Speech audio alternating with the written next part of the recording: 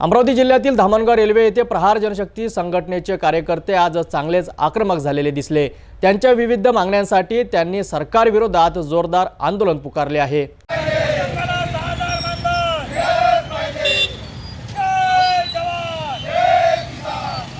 अमरावती जिल्ह्यातील धामणगाव रेल्वे येथे प्रहार जनशक्ती संघटनेच्या कार्यकर्त्यांनी सरकारविरोधात तीव्र आंदोलन केले आहे।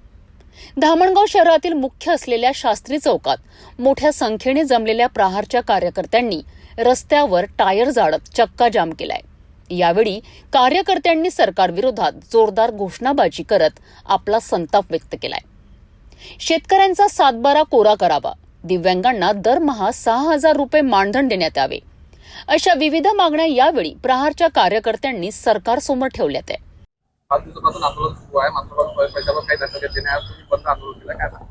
आदरणीय बच्चूभाऊ कडू हे दिनांक 8 जून पासून मोजरी येथे अन्नत्याग आंदोलनासाठी बसलेले आहे।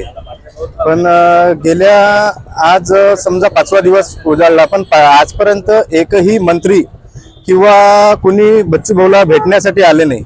चंद्रशेखर बावनकुळे साहेब म्हणतात की आम्ही कलेक्टरांना पाठवलं।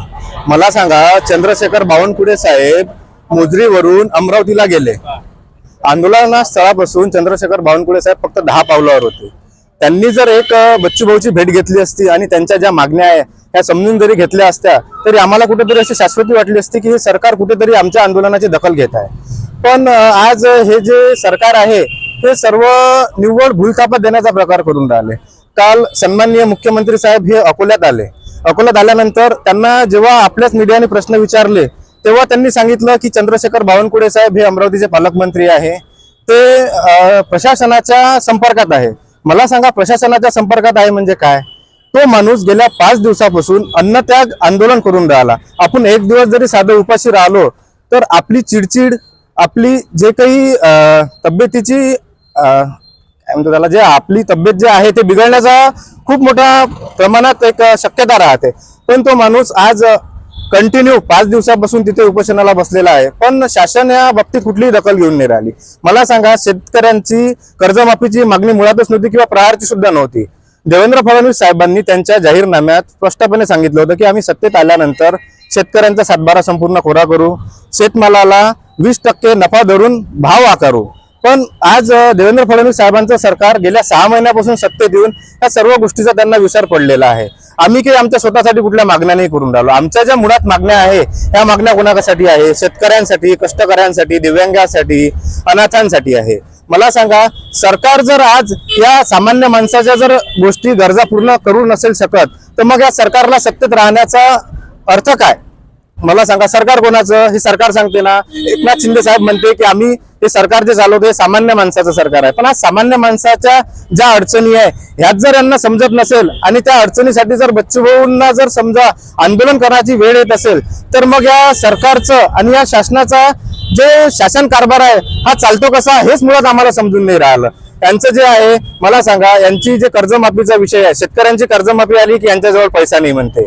मग जेव्हा हे अदानी, अंबानी, त्याचबरोबर बाकी लोकांचं जेव्हा हे कर्जमाफी करते त्यावेळेस त्यांच्याकडे पैसा कुठून येतो? मला सांगा, शेतकऱ्यांच्या कर्जमाफीसाठी असा किती पैसा पाहिजे? बच्चूभाऊंनी त्यांना हे सुद्धा म्हटलं की तुम्ही फक्त सांगा, तुम्ही मानसिकता दाखवा की आम्ही शेतकऱ्यांचा सातबारा कोरा करू, पैसा कुठून आणायचा, कसा आणायचा हे मी आणून देतो।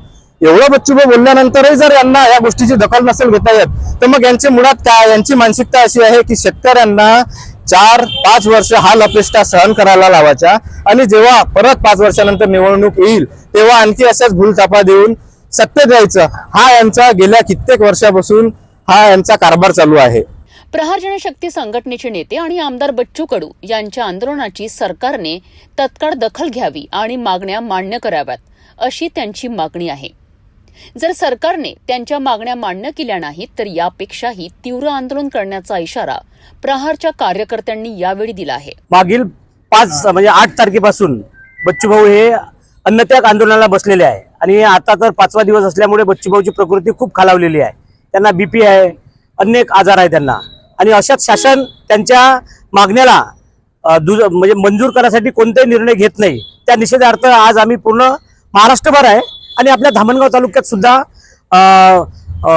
अंशतः तालुक्यातील बाजारपेठा हा बंद करण्यात आलेला आहे आणि इथे शेतकऱ्याच्या शेतमजुरांच्या दिव्यांगाचा सातबारा कोरा व्हाव शेतकऱ्याचा म्हणून इथे आम्ही टायर पेटून आंदोलन करण्यात आलेले आहे. शासनाला एवढीच विनंती आहे की त्यांनी ताबडतोब बच्चूभाऊच्या प्रकृतीची काळजी असेल आणि शेतकऱ्यासाठी एखादा नेता भांडत असेल आणि तुम्ही जर आश्वासन दिले असेल तुमच्या जाहीरनाम्यामध्ये की सातबारा शेतकऱ्याचा कोरा कोरा कोरा करतो आणि तुम्ही जर ते जुमानत नसेल तर तुमच्यावर जनतेने विश्वास टाकून तुम्हाला भरभरून निवडून दिले, तुमच्या जाहीरनाम्याला काही महत्व नाही.